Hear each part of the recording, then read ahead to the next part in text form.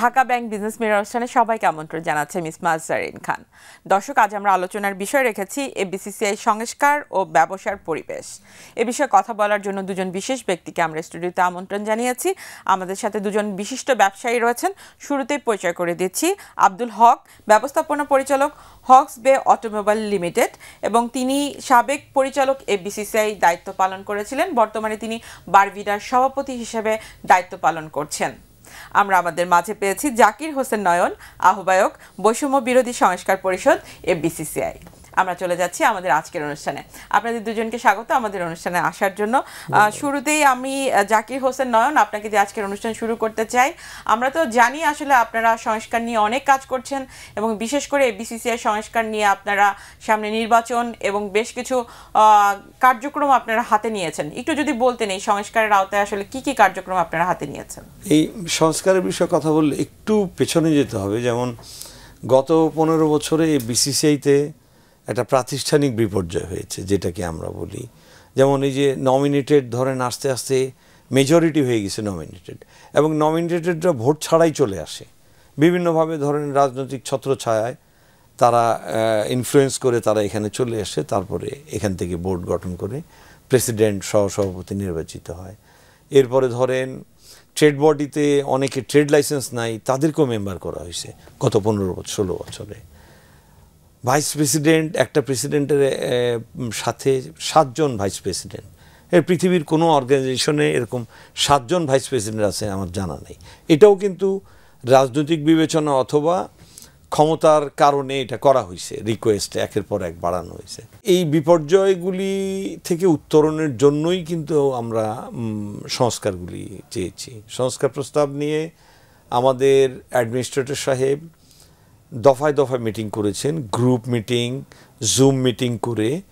যেহেতু এখন বোর্ড নাই, এজিএম আপনি করতে পারছেন না, উনি অপিনিয়ন নিয়ে ওগুলিকে কনসাইজ করে 12টা প্রস্তাবনা উনি মিষ্টিতে পাঠিয়েছেন অলরেডি।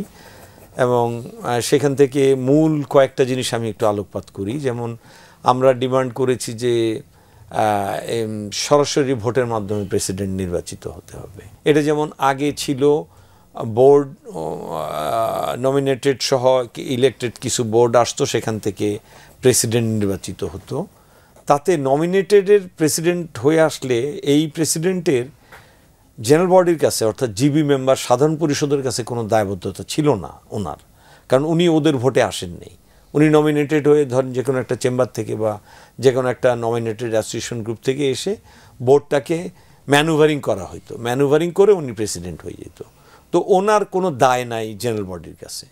ওনার ধরেন একটা সাধারণ নির্বাচন বলতে আমরা যেটা বুঝি যে একজন প্রেসিডেন্টকে তার ভোটারদের কাছে যেতে হয়, তাকে কিছু কমিটমেন্ট দিতে হয়, তার একটা নির্বাচনী ইশতেহার থাকে। সেখানে সে হয়তো 5টা বা 7টা ব্যবসায়ীদের কল্যাণের জন্য, মানব কল্যাণের জন্য উনি 7টা প্রজেকশন দিলেন যে আমি এই কাজগুলি করব। এন্ড অফ দি ডে বা এন্ড অফ দি সেশন উনি হয়তো 3টা করতে পারলেন, 4টা করতে পারলেন, বাকিগুলি করতে পারলেন না। এই যে প্রক্রিয়াটা, এটা অ্যাকাউন্টেবিলিটির একটা পার্ট। এটা যে আপনি ভোটারদের কাছে যাচ্ছেন, তাকে একটা কমিটমেন্ট দিচ্ছেন যে তাদের যে সমস্যাগুলি সেগুলিকে অ্যাড্রেস করে আপনি তাদেরকে একটা হোপ দিচ্ছেন, একটা কমিটমেন্ট যে আমি এই কাজগুলি করে দেব।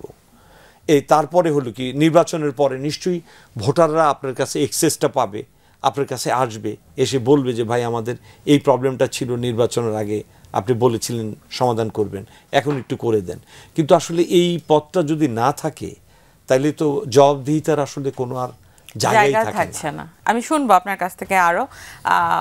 হক সাহেব, আপনাকে অভিনন্দন। আপনি রিসেন্টলি ইলেকশন করে আমি দেখলাম যে আপনি বারভিডার প্রেসিডেন্ট হয়েছেন।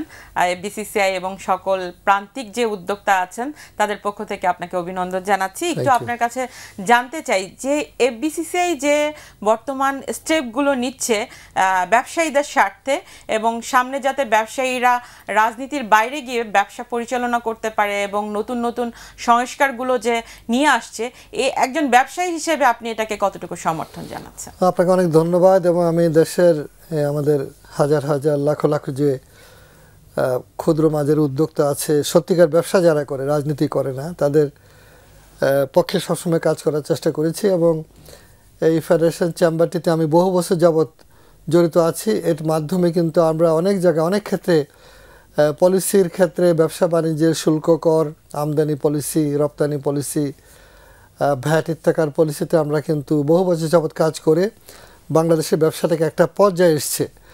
কিন্তু এটা ইদানিংকালে সর্বশেষ যে পরিস্থিতি দেশে হয়েছে, সার্বিক রাজনৈতিক পরিবেশের প্রভাব ফেডারেশন চেম্বারে পড়েছে। এখানে নির্বাচনের পরিবর্তে একটা মনোনয়নের কালচার চালু হয়ে গিয়েছিল এবং এটা রাজনীতিকরণ করা হয়ে গিয়েছিল, যেটা ছিল খুব ক্ষতিকারক, যার জন্য সারা দেশে চেম্বার অ্যাসোসিয়েশনগুলো এক ধরনের পলিটিক্যাল ইনফ্লুয়েন্সে চলে গিয়েছিল, যেটা কোনো মতে কাম্য ছিল না, হওয়া উচিত ছিল না। যার জন্য যে ক্ষতিটা হয়েছে, প্রকৃত অ্যাডভোকেসি, প্রকৃত সমস্যাগুলি সামনে আসা, সরকারের সাথে একটা চোখে চোখ রেখে নেগোশিয়েট করা, কিংবা ব্যবসায়ীদের স্বার্থ নিশ্চিত করা, কিংবা ব্যবসার পরিবেশকে উন্নত করা, কিংবা দুর্নীতির বিরুদ্ধে কথা বলা, কিংবা একটা পলিসির উন্নয়নের জন্য কথা বলা, কিংবা একটা নলেজকে সামনে আনা, এই ব্যাপারগুলোর ঘাটতি হয়ে গিয়েছিল।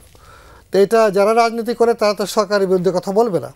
সবতে এই অবস্থাটা একটা অনেকটা বলতে পারেন যে গর্তে পড়ে গিয়েছে এখন ফেডারেশন চেম্বার, ইজ অলরেডি গর্তের মধ্যে আছে। তো সেখান থেকে আন্দোলন করছে মানুষেরা, আমাদের ব্যবসায়ীরা, যে সরাসরি ভোটে এখানে যেন গণতন্ত্রটা পুনঃপ্রতিষ্ঠা হয়। আমার মনে হয় ব্যাপারটা অনেক গভীর। আমি এটা স্ট্রংলি ফিল করি যে এটাকে একটা ফেডারেশন চেম্বার কিন্তু বাংলাদেশের জন্য আলাদা না, এটা পৃথিবীর সব দেশে আছে। ফেডারেল চেম্বার কিংবা জাতীয় চেম্বার বলা হয়, কোনো কোনো দেশে ন্যাশনাল চেম্বার বলা হয়। সেইখানে এখানে ব্যবসা বাণিজ্য শিল্প সব শাখার প্রতিনিধিত্ব নিশ্চিত থাকতে হবে এবং তার গবেষণা করার ক্যাপাসিটি থাকতে হবে, তার এমন একটা শক্তি থাকতে হবে যেন সে সরকারকে সবসময় দেখিয়ে দিতে পারে যে এটা ঠিক, এটা ঠিক নয়, এটা এরকম হওয়া উচিত। হ্যাঁ, প্রেশার গ্রুপ এবং নলেজ গ্রুপ হিসেবে কাজ করবে, অ্যাডভোকেসির জায়গায় কাজ করবে। সেখানে যদি সরকারের তল্পিবাহক হয়ে যায় তাহলে কিন্তু সেখানে কাজ হবে না, যেটা হয়ে গেছিল বাংলাদেশে।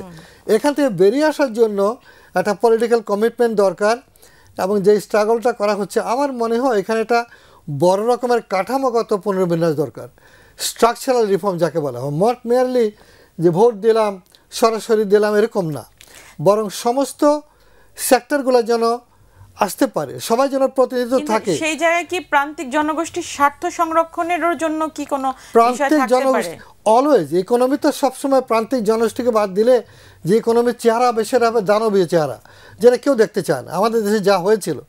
অতএব সেখানেও কিন্তু ফেডারেশন চেম্বারের বিরাট ভূমিকা ছিল, যে অর্থনৈতিক আয়ের বন্টন কীভাবে হচ্ছে, ট্যাক্সের আদায় কীভাবে হচ্ছে, ট্যাক্স আপনার নিয়ে কী কাজে ব্যবহার করা হচ্ছে, সরকার কি অপব্যয় করছে নাকি ঠিক মতো ব্যয় করছে, অনেক স্ট্রংলি এগুলো বলার মতো ক্যাপাসিটিটা ব্যবসায়ীদের থাকা দরকার ছিল। সেরকমটা কিন্তু আমরা পারি নাই, সেটা আমাদের একটা বড় ব্যর্থতা। অর্থাৎ এখন যেটা সংস্কারের কথা বলা হচ্ছে, আমি মনে করি এই সংস্কারটা এমনভাবে হওয়া উচিত যাতে একটা বিশ্বমানের একটা চেম্বার হিসাবে, জাতীয় চেম্বার হিসাবে এর ইনস্টিটিউশনাল ডেভেলপমেন্টটা হয়। তা না হলে কিন্তু আমরা যে তিমিরে আছি সেখানে থেকে যাব, সেরকম একটা ভয় আমি পাচ্ছি।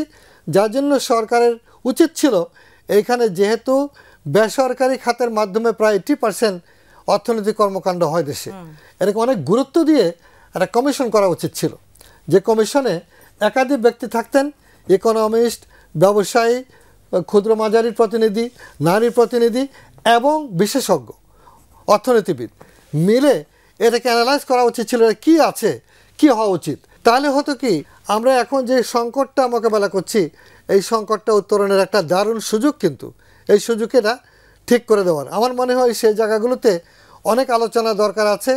এখানে শুনবো আরো, আমরা একটু আপনার কাছ থেকে শুনতে চাই, যেহেতু বিশাল একটা ব্যবসায়িক গ্রুপ আমাদের সাথে কাজ করছে, বিসিসিআই যাতে সামনের দিকে এগিয়ে যেতে পারে, এ ধরনের ব্যবসায়ীরা একত্রিত হয়ে তারা চাচ্ছে নতুন নতুন সহযোগিতা, অর্থায়ন এবং এই যে ভ্যাট ট্যাক্সের যে চাপ, সেটা থেকে যাতে তারা মুক্ত থাকতে পারে। তো সেই দিক থেকে আপনারা যে প্রস্তাবনাগুলো নিয়েছেন, যে কাজগুলো আপনারা করছেন, এই সংস্কারের আওতায় আসলে নতুন যে ভ্যাট বাড়ানো হয়েছে, এবং আমরা দেখি যে সবসময় এই বিসিসিআই নেতৃত্বস্থানীয় জায়গা থেকে এই জায়গাগুলো সরকারের সাথে নেগোসিয়েশন করে, আপনারা কি সেরকম কিছু করছেন বা নতুন কোনো সংবাদ সামনে দিবেন? দেখুন, সরকার যখন এই নতুন একটা এসআরও করে প্রায় শতাধিক পণ্যের উপরে ভ্যাট নতুনভাবে বৃদ্ধি করলো। ফেডারেশনে কিন্তু এখন কোনো বডি নাই, এখন উনি যিনি অ্যাডমিনিস্ট্রেটর আছেন উনি কিন্তু সরকারেরই একজন পার্ট, সরকার একজন সাবেক সচিব বা সরকারের নিয়োগকৃত। তো আমরা ওনার কাছে গেলাম, উনি বললেন যে আমি তো এটার প্রতিবাদ করতে পারি না। আমরা আমাদের পরিষদের পক্ষ থেকে কিন্তু আমরা প্রতিবাদ করেছি। আমরা প্রেস ক্লাবে ধরেন আমরা প্রেস কনফারেন্স করছি এবং সরকারকে আমরা আহ্বান জানাইছি যে এই আত্মঘাতী সিদ্ধান্ত থেকে পিছনে আসার জন্য। কেননা আমরা যেটাকে অনৈতিক বলছি, অনৈতিক এই জন্য যে অর্থ বছরের মাঝখানে আপনি হঠাৎ করে একটা পণ্যের উপরে ভ্যাট বৃদ্ধি করতে পারেন না। আপনি অর্থ বছরের সামনের অর্থ বছরের জন্য বৃদ্ধি করবেন, সেখানে অংশীজনদেরকে নিয়ে আপনি আলোচনা করে এটাকে সেট করবেন নাম্বারটাকে যে এটার ভ্যাট এত হবে, সেখানে অংশীজনরাও আসবে, এনবিআরকেও ব্যাখ্যা দিতে হবে যে কেন এই ভ্যাটটাকে উনি বাড়াতে চান। লাইক পাবলিক হিয়ারিং, একটা পাবলিক হিয়ারিং করে সমস্ত অংশীজনকে নিয়ে আপনি যদি সম্মত হয়ে ভ্যাটটাকে বৃদ্ধি করেন এবং সেটা নতুন অর্থ বছরে, কিন্তু আপনি মাঝপথে এসে হঠাৎ করে করাটা আমরা বলছি অনৈতিক। সরকার পারে, তার হাতে টুলস আছে, আইন তার হাতে আছে, আইনও তো সে করতে পারে, কিন্তু নৈতিকভাবে সে পারে না। কারণ একটা প্রজেকশনের উপরে ভিত্তি করেই কিন্তু একজন বিনিয়োগকারী ও ক্যালকুলেট করে প্রজেক্ট প্রোফাইল করে বিনিয়োগটা করেছেন। মাঝখানে যদি আপনি এসে কোনো কিছু বৃদ্ধি করে ফেলেন, ও তো পণ্য নিয়েও সমস্যা পড়বে। আমরা ভ্যাটের কথা একটু শুনবো, আমাদের বিরতির সময় হচ্ছে, আমরা একটু বিরতি নিয়ে আসি। দর্শক, আমরা একটা বিরতিতে যাচ্ছি, বিরতির পর আবারও ফিরছি ঢাকা ব্যাংক বিজনেস মিরর অনুষ্ঠানে। ঢাকা ব্যাংক বিজনেস মিরর অনুষ্ঠানে আবার আমন্ত্রণ জানাচ্ছি সবাইকে। যেটি আপনি বলছিলেন যে ভ্যাট নিয়ে অলরেডি কিন্তু আপনারা কথা বলেছেন এবং আপনারা দাবি জানিয়েছেন। জি, আমরা এনবিআর এর সাথেও মিটিং করেছি। আপনি জানেন যে এখন বোর্ড নাই, কিন্তু এখন কোন পর্যায়ে আছে? এটি কি তার আমলে নিয়েছে? হ্যাঁ, কিছু কিছু পণ্য অলরেডি উইথড্র হয়েছে। যেমন রেস্টুরেন্টটা কিন্তু আমরা প্রেস কনফারেন্স করার পরের দিনই সরকার কিন্তু রেস্টুরেন্ট 10 থেকে 15তে যেটা ছিল সেটা আবার ব্যাক করে নিয়ে আসছে, আরও কয়েকটা পণ্যের উপরে কাজ করতেছে। এরপরে আমরা কয়েক দফা আবার এনবিআর চেয়ারম্যানের সাথেও আমরা মিটিং করেছি এবং আমরা আমাদের চাপ অব্যাহত রেখেছি যে না, বছরের মাঝখানে এটি করা যাবে না। এই দিক থেকে আপনারা তো সবসময় দেখি যে গত গভর্নমেন্টের সময়ও আপনারা ছিলেন সামনে, এখনও আপনারা সামনে, তার আগেও আপনারা কাজ করেছেন। তো সেই জায়গা থেকে তো আপনারা তো ব্যবসায়ীদের স্বার্থতা প্রোটেক্ট করার জন্যই আপনারা চেষ্টা করেন সবসময়। যেটি নয়ন সাহেব বলছিলেন যে তারা বারংবার গিয়েছেন, কথা বলেছেন। এই মুহূর্তে আমরা দেখছি যে ইন্টারেস্ট রেট অনেক হাই। আমরা অর্থনীতির দিক থেকে আমরা দেখছি যে অনেক জায়গা থেকে কিন্তু অনেক ব্যবসা প্রতিষ্ঠান, ছোট ছোট প্রতিষ্ঠানও বন্ধ হয়ে যাচ্ছে উইলফুল ডিফল্ট হয়ে যাওয়ার কারণে। এরপর যদি ভ্যাট বেড়ে যায়, আসন্ন রোজা সামনে, তখন কিন্তু ভোক্তার উপরে চাপ অনেক বেশি বেড়ে যাবে এবং পণ্যের দাম কিন্তু অনেক বেশি বেড়ে যাবে। তো এই দিক থেকে কি রোজাকে সামনে রেখে আপনারা কি ভোক্তার দাম কমানোর জন্য এবং ভ্যাটটাকে আরেকটু সহনীয় করার জন্য নতুন করে কি তাদের সাথে আবার আলোচনা করবেন বা এটি নিয়ে কি কোনো দাবি জানাবেন রমজানকে কেন্দ্র করে?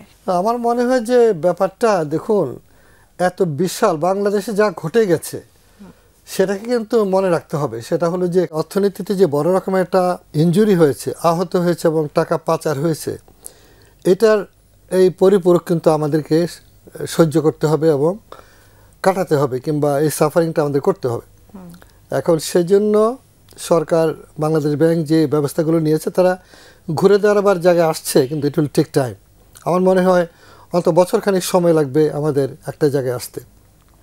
তো আসার কথা হচ্ছে যে অর্থ মন্ত্রণালয় এবং বাংলাদেশ ব্যাংক যতটুকু করেছে সেটা আমি বলবো যে অনেকটাই আশাব্যঞ্জক, এবং তারা ক্ষতিগ্রস্ত ব্যবসায়ীদেরকে কিভাবে ব্যবসায় ফিরে আসতে পারে সেজন্য বাংলাদেশ ব্যাংক একটা কমিটি করেছে, তারা কাজ করছে।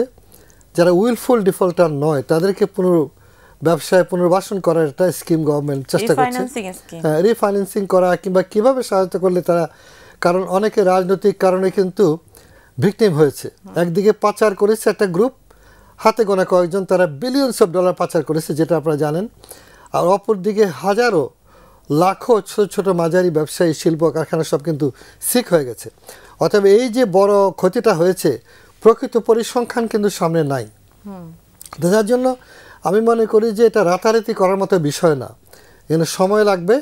তবে তারপরেও কিন্তু দ্রব্যমূল্য কিন্তু তেমনভাবে আমি বলবো যে যদি এখানে কঠোর শাসন ব্যবস্থাটা ঠিক থাকে, তাহলে কিন্তু যাতে সিন্ডিকেট কাজ করতে না পারে, যেমন অর্থ পাচারটা এখন মোটামুটি বন্ধ বলা যায়, চাঁদাবাজি যদি টোটালি জিরো করা যায় কিংবা একদম সহনীয় রাখা যায়, তাহলে কিন্তু নিত্য প্রয়োজনীয় জিনিসের দাম সহনীয় থাকবে বলে আশা। কিন্তু দরকার যেটা সেটা হচ্ছে আয় বাড়ানো, মানুষের স্কোপ বাড়ানো, ব্যবসা বাড়ানো, বিনিয়োগ বাড়ানো।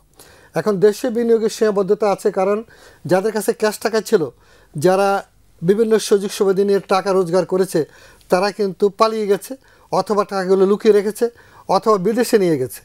ফলে সুযোগ করে দেওয়া টাকা নিয়ে আসার জন্য অথবা বিদেশি বিনিয়োগ আনার জন্য আমাদের বড় রকমের ড্রাইভ দিতে হবে, সেগুলো তো একটু লম্বা সময়ের বিষয়। ফলে এই আপৎকালীন সময়টা আমাদের কষ্ট করতে হবে, কিন্তু আমি মনে করি হতাশা হওয়ার কোনো কারণ নাই, বরং অনেকটাই ভালো আছে। শুধুমাত্র যদি পলিটিক্যালি কোনো ড্যামেজ না হয় এবং এটাকে নিয়ন্ত্রণ করা যায়, তাহলে অবস্থা অনেক ভালো থাকবে বলে আমি বিশ্বাস করি। সেই দিক থেকে তো আমরা প্রতি বছরই দেখি যে রমজান আসার আগে এফবিসিসিআই কিছু কার্যক্রম হাতে নেয়, কিভাবে আসলে পণ্যের দাম সহনীয় থাকবে এবং ভোক্তার হাতে কিভাবে আসলে কম দামে পণ্য তুলে দেওয়া যাবে।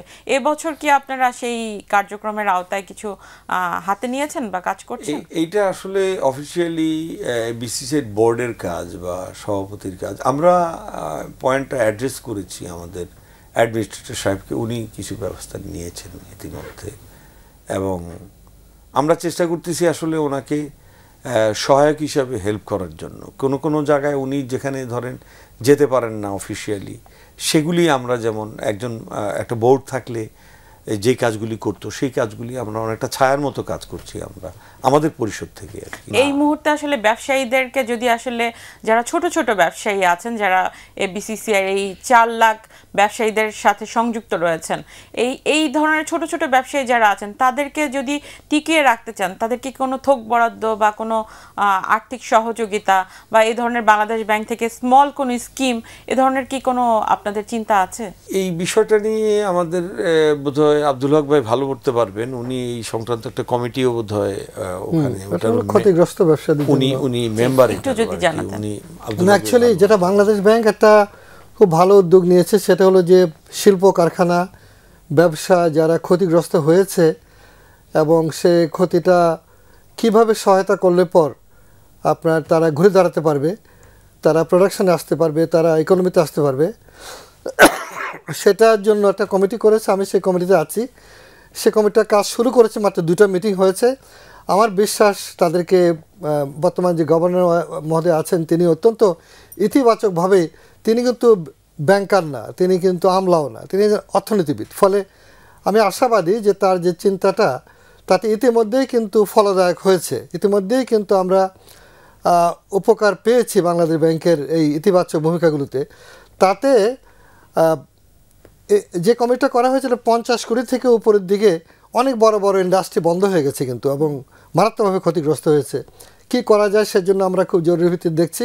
সেই দিক থেকে এফবিসিসিআই এর যে 12টি সংস্কার আপনারা করছেন এবং সেই প্রস্তাবনা তো আপনি অলরেডি বললেন যে আপনারা পাঠিয়েছেন, তার পাশাপাশি ব্যবসার পরিবেশটাকে আরও বেশি সহজ এবং সুন্দর করে দেওয়ার জন্য, যাতে ব্যবসায়ীরা খুব ভালোভাবে ব্যবসা পরিচালনা করতে পারে এবং রাজনৈতিক প্রতিবন্ধকতাগুলো যাতে তাদের না থাকে, এজন্য কি আপনারা কোনো সেল গঠন করেছেন যে কারো যদি চাঁদাবাজির শিকার হয় বা কোনো ব্যবসায়ী প্রতিষ্ঠান যদি ঠিকমতো ব্যবসা করতে না পারে, কারো দ্বারা হুমকি শিকার হয়, তারা কি এসে সরাসরি এফবিসিসিআইতে আপনাদের সহযোগিতা পেতে পারবে?